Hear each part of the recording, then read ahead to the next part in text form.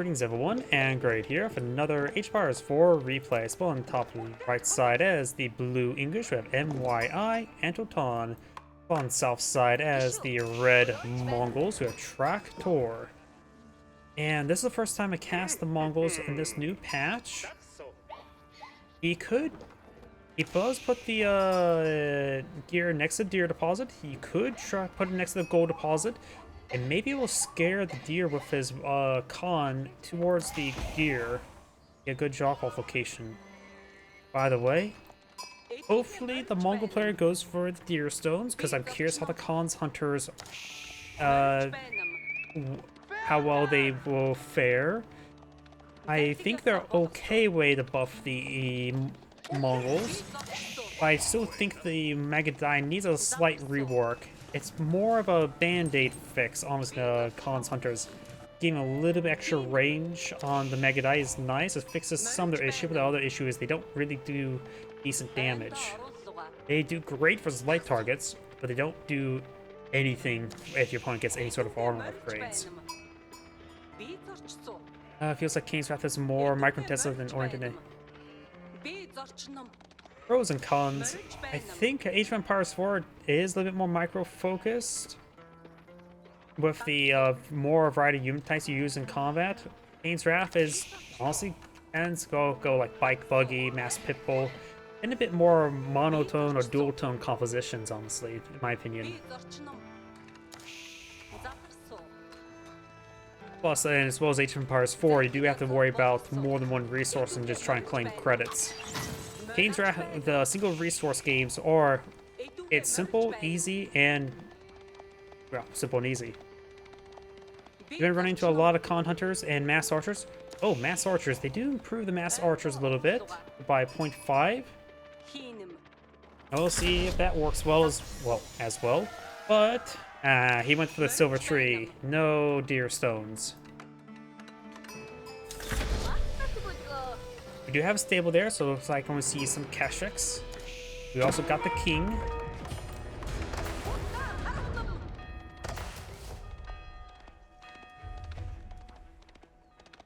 I still believe in the statements I've made in my Mongol analysis why I think it's not a good civilization. It's still accurate, and I still stand by how I would rework the Mongols. After all, the improved resource system or research system is still not great. Most time people hardly touch even a handful of the improved research, let alone, like, sometimes the Mongols don't even get the basic economic research, honestly. English player will get a secondary town center on the field. Silver tree will be pulling the field. We've got a handful of natural boundaries here with the giant forest and a little bit of small trees here, so only a couple small openings. Over here, it's a bit more scattered, but still decent number of natural boundaries. So trade can be quite useful, and the English player did go for the king. He did spot this Abbey of Kings, so going for Lancers will be quite reasonable. Not Lancers, the Kasheks.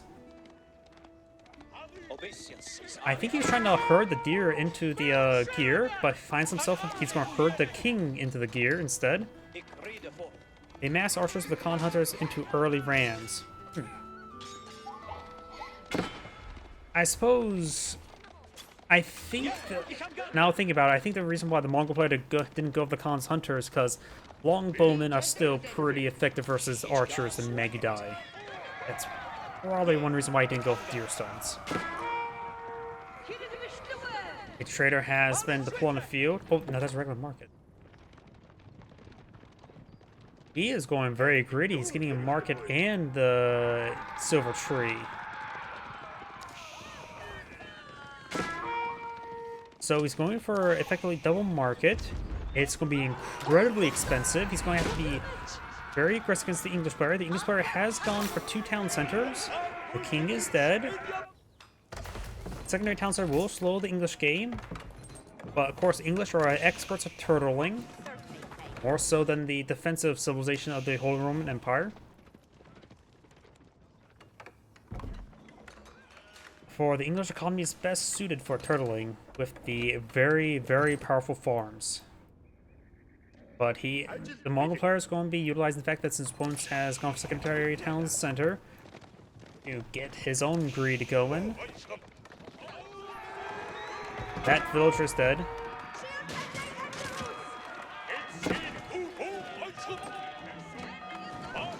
Gonna try to destroy that small wall segment. Nope, does not destroy that one wall segment. We got some hardened spear in the field. Got another line of walls there. No addition Keshiks, which I believe is a good idea, since he is going to spend quite a bit. Double market. He's going to need about like 10 villagers on gold in order to make sure he has enough gold to maintain all those traders, I believe. As well as 10 villagers on wood.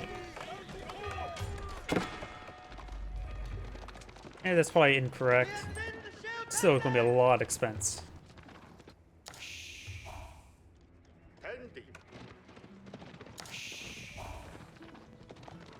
Let's see right now. He does currently have 10 traders field, so it's level 2 Silk Road.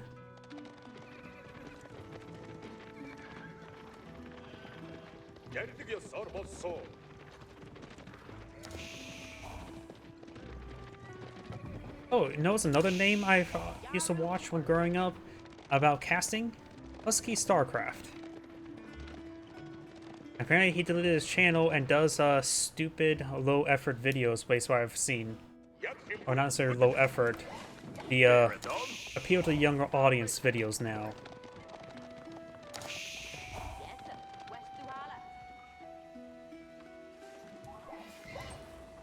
Looks like the English player will herd a deer.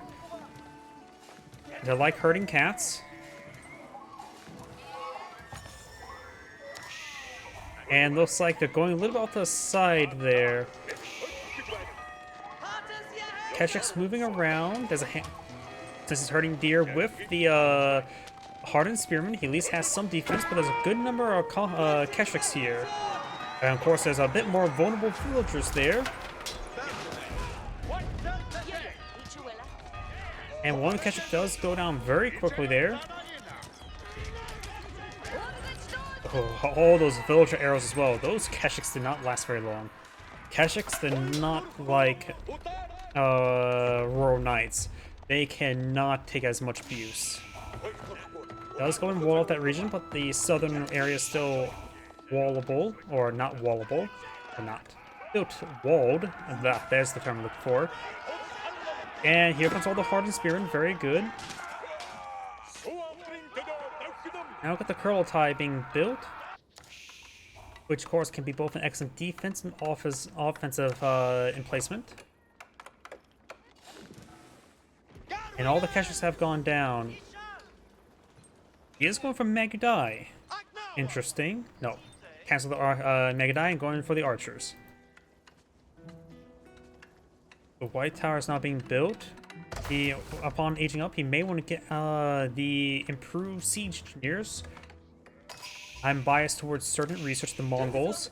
I really think people should go for Whistling Arrow or improve Whistling Arrow more often. And also improve siege engineers. I think people do like that research as much as I do. But I really think people should really go for Whistling Arrows. It is a very good upgrade.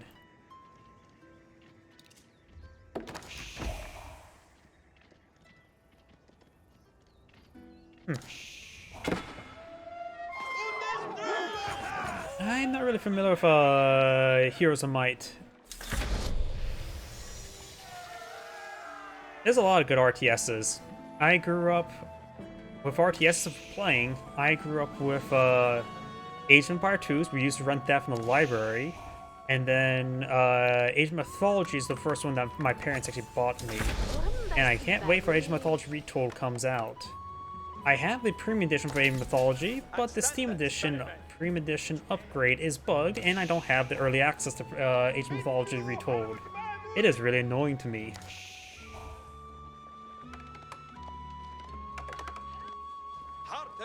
The way Hardened Spearman heading down south. The Mongol player has aged on up. Grabbing the relics can be very useful, because after all, Tithe Alarm is another way for the Mongols to get some stone. And also, the OVO here is a 2400 deposit, so he's a very safe secondary OVO. This OVO is almost expired, has 1 minute remaining. Let's see, how long does it take to build an OVO? 15 seconds. By the time the villager travels over there, the OVO will take a bit of time. Lancer or Knight does get a attack there.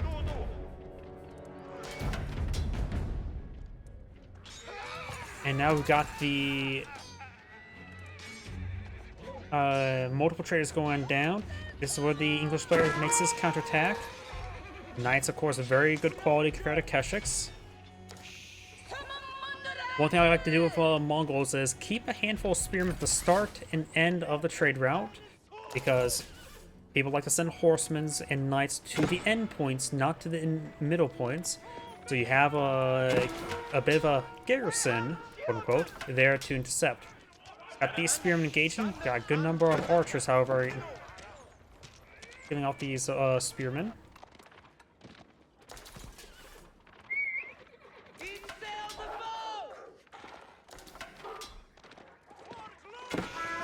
Keshiks going to get overwhelmed. They're not, well, they are vetting Keshiks, but we got a good number of knights here, and the king has been respawned. Long live the king. Spearman's now down.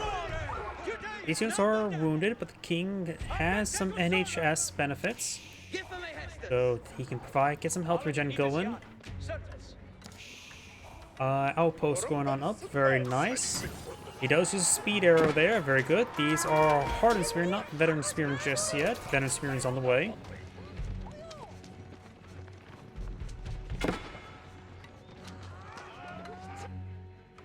Spearman here. We do now have an outpost here. The lady, however, is being chased by an angry man with his pointy stick. Scout taking some damage there. Wolf getting some fights as well. Veteran archer is complete. He may want to get Yam network research. That'll allow his spearmen to pursue these knights and horsemen a little bit easier. That trader does go down. Right now they have a very similar civilian count. Traders are higher quality. They do provide, when they're at the maximum range, plus all these benefits, they do provide more resources generation than a single villager.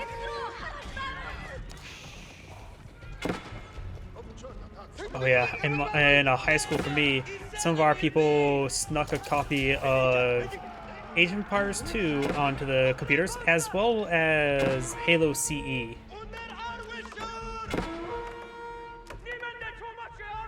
Archers need to get on back home. Yam network has not been researched, nor has it started.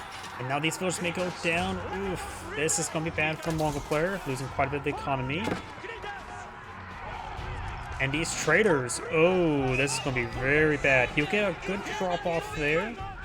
He has a good amount of wood and gold, so he can recover the traders, but he's going to lose a good number of them there. Spearman versus spearman. Some archers were coming on in, and those traders got caught in a choke point there, so they had trouble escaping. And now that trader does not body block there. The king is dead.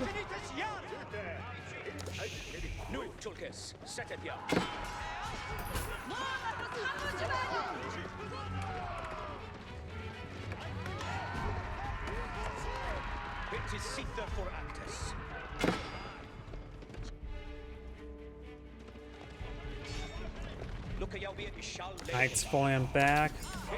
Lancers pursuing. Another oval being built. Very good.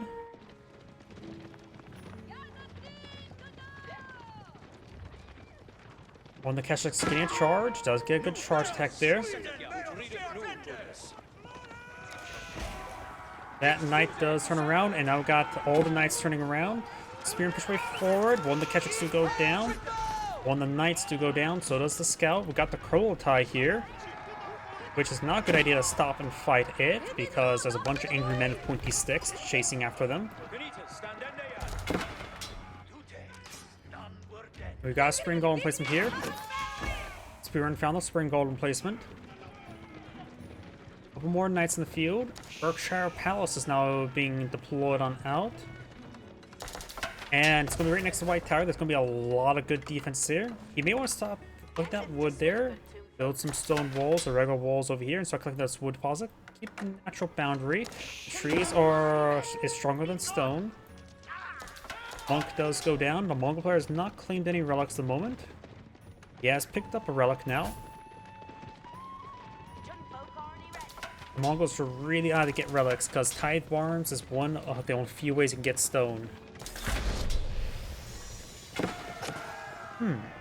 Just realized something. The Cognitive Palace now can deploy out Khan's hunters to go along with the Magadai and the horse archers. I always think the Cognitive Palace is a very good landmark. It provides you massive value. And people just prefer the White Stupa because they want to secure the trade with a mass number of outposts as a form of a crutch. These traders could be retasked onto trading. Got a crossbowman here, ready to hold the line. Yeah, you show them. Knights are pursuing. We've got the Kurultai here, but the Mongol player does not have enough force here to engage. Has he gotten the no siege engineers, nor improved siege engineers? We used to have the Gypsy stands where you could buy a bunch of bootleg CDs with random games, mostly with Stronghold, Age of Mythology and Heroes. I know my dad burned some CDs. We shared games with some of my neighbors, and my dad burned the CDs for me. We won the games. Oh, Roller Coaster Tycoon. That was a good game. And Railroad Tycoon. You know Roller Coaster Tycoon used to come in a cereal box?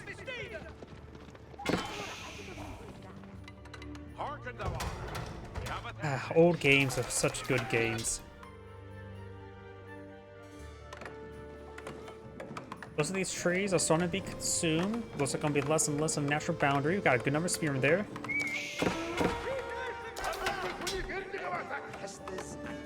Not familiar with the daemon tools. Install them.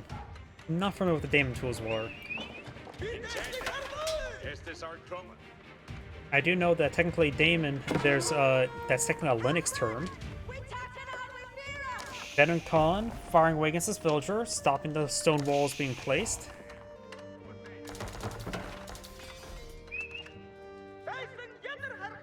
Got a good number of spearmen deployed with the English player. Not a whole lot of man-at-arms. There's still early man-at-arms.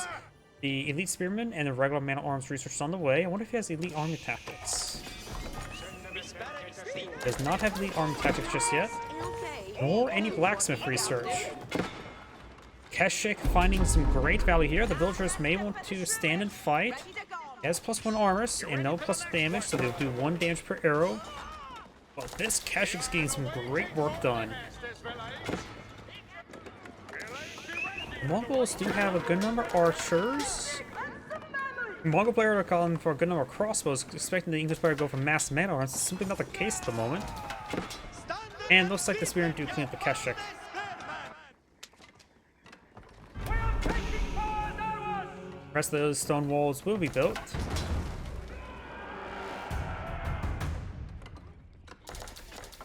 Let's see, how many pastures do we have? We do have... I don't know the proper pasture to villager ratio anymore. I need to look that up and perhaps do my own math for that.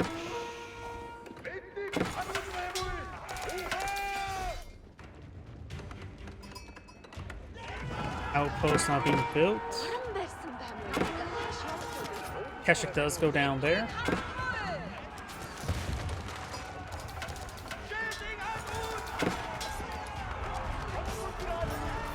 Spearman pushing me forward, getting some good damage. Of course, crossbowman here. He does not have the Kurultai in the area, but does have the network. Kurultai trying to redeploy here, but King will stop him. And we've got these spearmen breaking on through, getting straight to the trade line as well. Traders are not classified as cavalry, so they only take standard spearman damage. Pushes down some of the gears as well. English man-at-arms causing issues for the spearmen. The Mongol player is not age on up, almost enough food to age on up.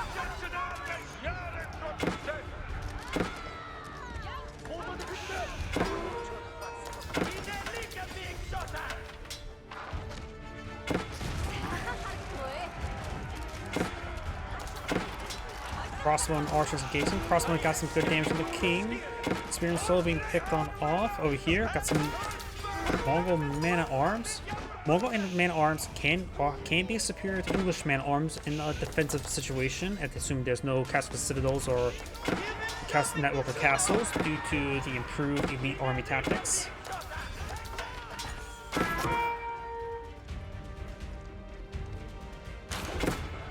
True. A lot of games don't have good replay value. The games I've been playing the most in replay value recently was Solaris and War Thunder. One's of course live service, one is receiving constant DLC and actually does have good replay value. I just haven't really been interested in any recent games, honestly, other than probably Age of Mythology Retold. Battery Ram having trouble pushing forward, the Khan is blocking and the man-at-arms. So we've got these guys slice apart some traders. Lewis get all 72 opponents civilians with quite a bit. More traders going down here. He needs to take a bunch of that gold, buy some food, and then age up, I would say. Cognate Palace can give him some good value, right, so it can help him get some extra defenses. Either would be a good possibility rather than let that gold go to waste. Got these archers pushed before, but find English man-at-arms, which is fine deployed from force. He's going for spearmen man-at-arms. Mongol player could eye for mostly crossbow composition, a handful of archers mixed on in. Crossbow is still reasonable versus spearmen, while it being excellent versus the man-at-arms. Cognate Palace is being built. I really wish also there's a number of things I would like to see fix the Mongols. I really wish you could task what the Cognate Palace produce, because it would be nice if you can choose which thing to deploy on the field rather than be subject to RNG. Because who doesn't want a constant queue of nested bees? And also, horse archers are not bad either.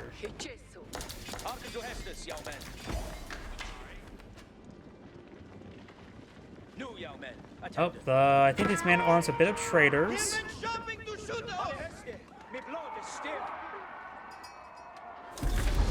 They will escape on out there. We got Red's army here, not a whole lot of front line. The king gets quickly sniped by all the crossbows. Kurultai trying to redeploy over here. So it's not going to lead research. Looks like the first team deployed by the Cognate Palace, looks like now it has a production queue, you can see up here, is the Horse Archers, which is actually good because it will give him Khan's Hunters, giving his ground archer units +1 range. Blue's army is a little bit encircled, but they're getting some good melee damage on one side. They will break through there. This force is mostly close to archers, so it's not going to be that great for some man-at-arms.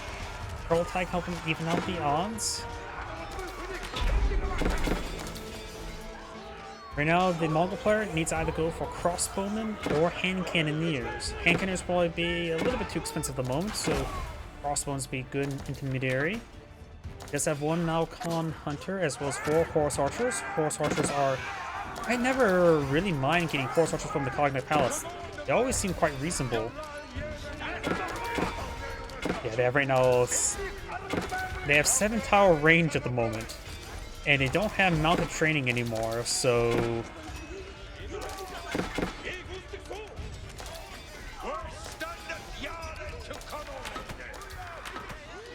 Speaking of which, one thing I also did mention in my video of how to fix the Mongols, for the Cognate Palace, replace the Magidais you get deployed from it with the campaign Turkish Horse Archers, rebalanced of course, do something a little bit different. So that way you also don't get elite Magidai where you don't even have elite Magidai research. Just one possibility. We do got a number of idle villagers here. They need to be not idle and not dead as well. We're gonna go for another Ovo here. This Ovo has plenty of stone. Why is he rebuilding Ovo? He does not need to rebuild Ovo. I think that's a mistake. And Red does back out of the game. This is Angrade saying, thank you for watching, and on to the next replay.